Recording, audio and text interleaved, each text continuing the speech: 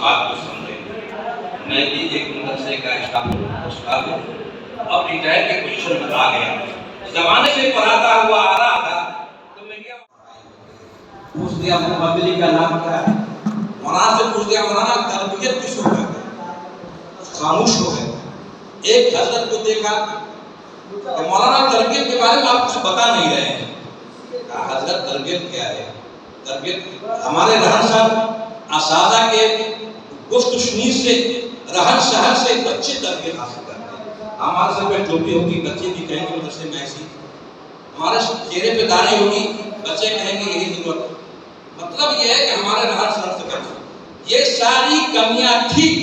تو بہار اسٹیٹ مدرسہ education board نے ایک قدم اٹھایا کہ اس مدرسے کی تعلیمی کمی جو ہے یہ کیسے پوری ہوگی، اس کے لیے تعلیم نوبالغہ لا کر ہماری اس کمی کو لاگلاج کیا ہے، جس سے ہم کو پوری مدد کی ہے۔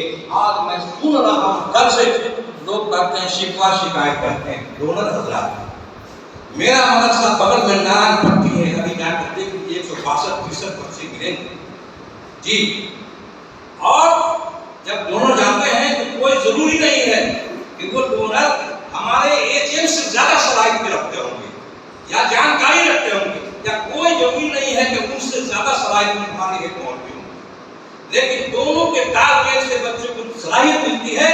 اور ہمارے یہاں ڈونر جب جاتے ہیں تو ان کی ہم لوگ بھرپور مدد کرتے ہیں، اور اس مدد سے خود کو اپنے آپ کی صلاحیت کو تیار کرتے ہیں کہ کبھی ہم سے کوئی پوچھنے کا ملک کا کوئی کلمہ میں اس کو جواب دوں گا کہ تربیت کس کو کہتے ہیں اور تخلیقی سرگرمیاں کس کو کہتے ہیں۔ میرے بزرگوں دوستوں، آنے کا مقصد یہی ہے، ہمیں وقت گزارنا نہیں، ہمیں سیکھ کر ذہن میں باتوں کو بیٹھانا ہے۔